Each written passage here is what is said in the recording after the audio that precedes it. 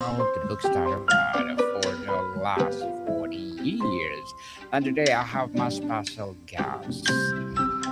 He's the founder and CEO of T Travel, the ultimate travel app to discover the best locations and itineraries and earn money from travel. No other than Mr. Oleksandr Buratinskiy. Amazing pronunciation. Thank you, Daniel. Welcome, Mr. Alexander, on Book One Review. And can you please introduce more about yourself that I missed? It's actually uh, like my current role is CEO, but I'm in IT field for 14 years already. So Hmm. I was starting as a tester, like a QA engineer, and put my path through such position as like QA manager, Scrum Master, Agile coach, like executive consultant and business consultant. And here we are. I'm helping like other companies to endure to adaptivity and like other nice like agile frameworks to their workplace and bootstrapping my own startup. Yes, and thank you so much for sharing your knowledge and wisdom to the world, Mr. Alexander. Thank you. You deserve to an applause. So today let's talk about the power of doing it yourself by bootstrapping is the best teacher. So defining the choice. Bootstrapping is often a choice born of constraint, no funding, but also a philosophy. What is the moment of care belief that solidified for you that building it yourself was not just a plan, but it's a superior plan A for the business and the leader you wanted to become? It's actually, it was like unanimous decision between me and my co-founders. Like from the time I was building my, C-level team, basically team of co-founders. Oh, sorry, my cat want to break free. Yeah, and like we decided that we want freedom in terms of how we build our vision, how we build our strategy, and like the main purpose for us to mm, build for our customers only and focus on our customers only and not be obliged by constraints, as you said, like restrictions from stakeholders or shareholders. So like we were trying and still trying to keep it up as much as we can without external investments. So we pivoted like three times, like heavily, I would say, and we still experimenting very like freely without any like reporting to anyone, just like deciding it between ourselves. Between ourselves. That'd be awesome, Mr. Alexander. So you call bootstrapping is the best teacher. What is the fundamental lesson that thinking outside the capital inherently insulates a founder from learning that bootstrap path forces upon them daily?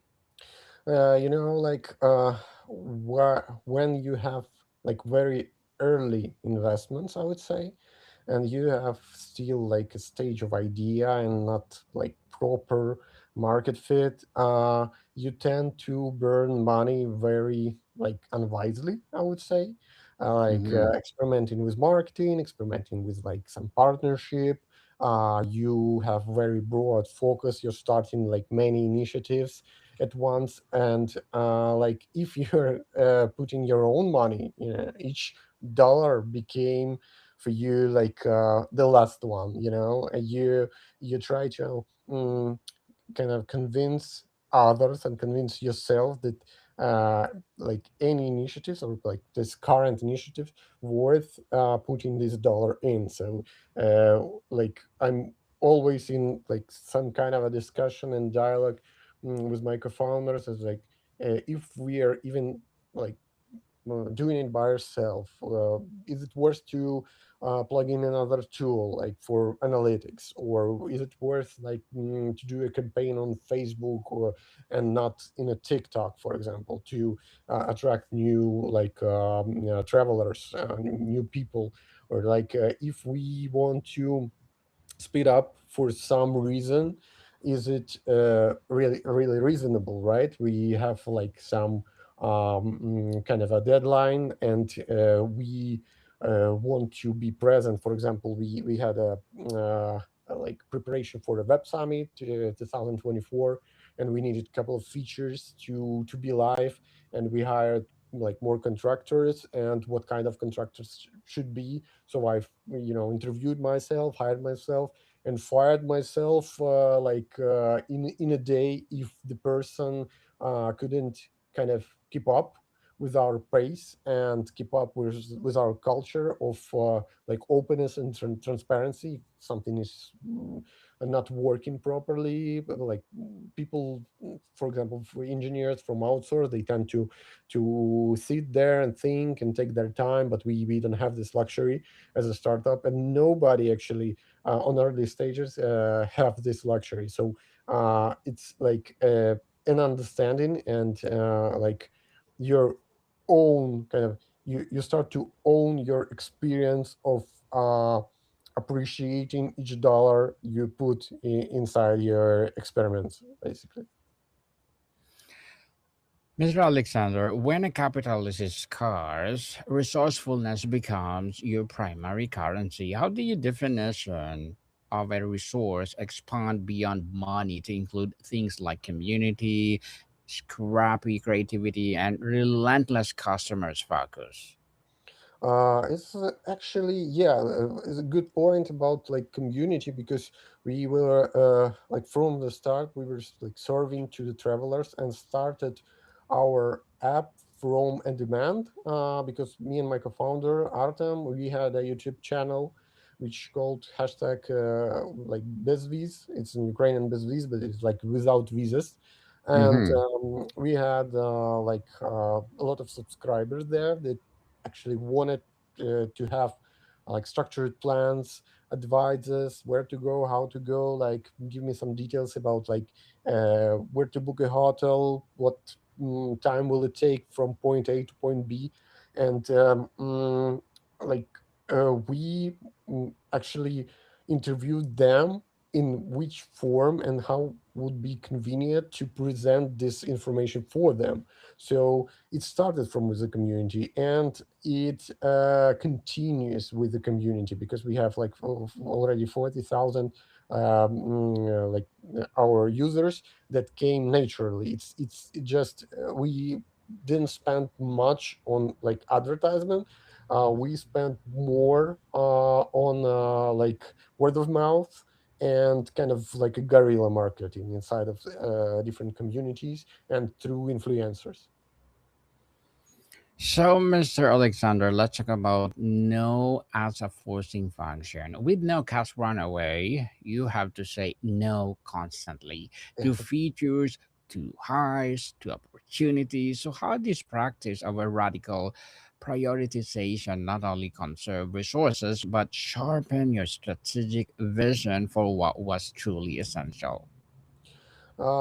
It's like I would say that prioritization comes from like um, couple of things. It's understanding or like where you are now in terms of the like capabilities, resourcefulness, as you said, and in terms of the like market competitors, like feedback from community. So it's um, like I would say um, small and big signals from market, from competitors, and like your own kind of feeling on what is emerging in terms of like, okay, what would be like the next step for our like competitors? What would be the best next step for like evolution of our app in terms of serving the travelers? Like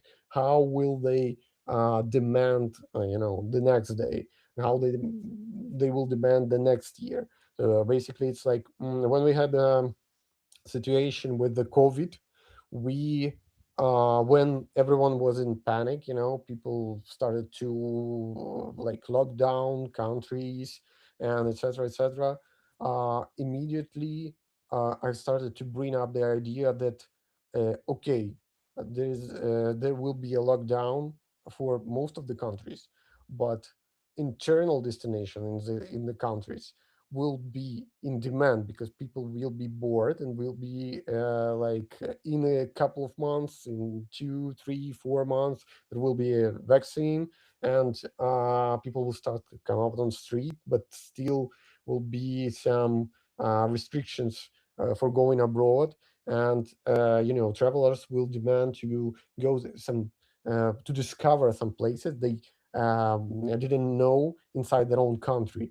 And we started to build more in like itineraries and trips for Ukraine. We started to like communicate with internal guides in Italy, like in Venice, for example, and started to talk with their universities and add our like travel app to their program for students, and they create the trip in terms of their like program, to get an A or a B, to pass the exam actually. So we started to spread like internally in each like country that we can reach through some close friends or relatives or friends of a friends. So it's kind of a like we we sharpen our mind into the what's the closest reach for us, and what's the closest reach for the traveler, what's the most affordable thing they can do actually. And still we are like we have this evolution, and we are progressing like that. What the closest thing, like a low hanging fruit, but it's like laying a bit further than for our competitors, for example.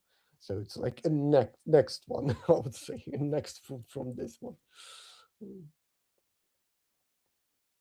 Very well said, Mr. Alexander. So let's talk about the loneliness premium.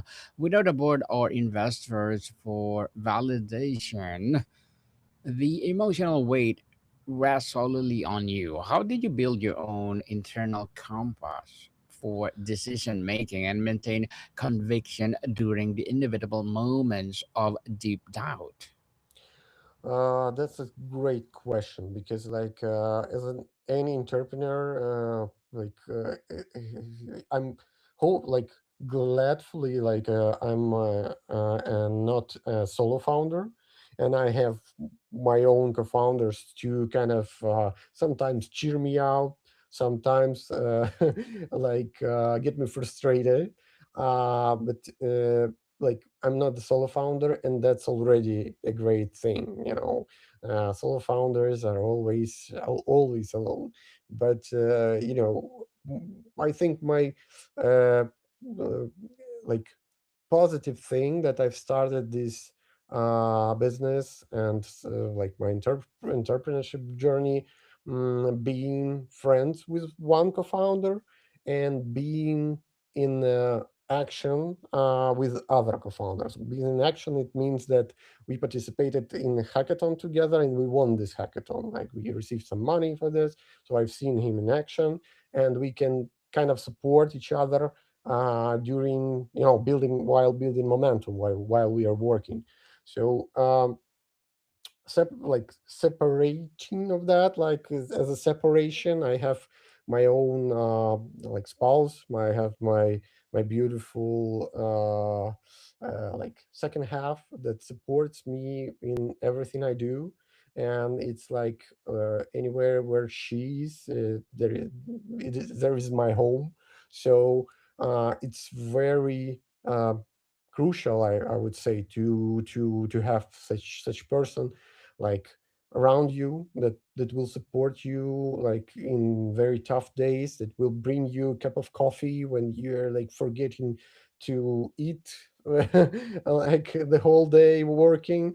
So yeah, I think like this emotional connection matters a lot. Like maybe it's the most crucial thing, because like startup can fail, and any business can fail. In times of AI, it's like even more like probable. I would say some businesses are like launching, and in months they are like just wiped out from the market. So when you have this kind of connection with people, they are your like circle of trust, and they are a circle of support. So yeah, and you will definitely succeed with such thing. Mr. Alexander, as a founder and CEO of T Travel, what are your short term and long term goals? Uh, the short-term goal is actually once again we are testing another feature that is currently in stealth mode.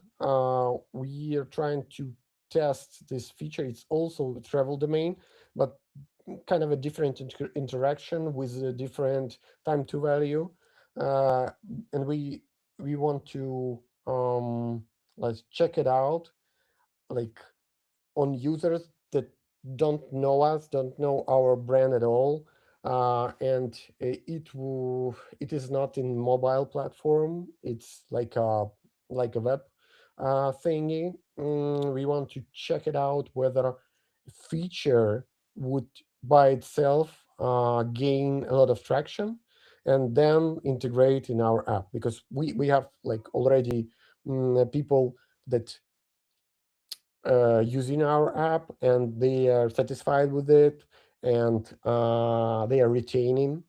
But we have like another idea that is also possible to check out with like current trending vibe coding things, like pretty easily. So short time goal is check this feature that is not really uh, kind of integrated in our product. It's separate thing, but in like a travel domain. And the long-term goal is actually to build on like a platform, uh, an ecosystem for like travelers who, mm, I would say, not even travelers, but people who dream about travel, but do not have like a proper habit, to onboard them, and mm, like a Duolingo for languages, uh, like step by step, invite them to the world of travel, show them how easy it can be, how good destinations can be, uh, like short point to reach, like very easy to reach, and step by step making them like kind of a celebrities in a world of travel, that can inspire others to travel. So it's like self-driving loop in terms of ecosystem, like for travelers.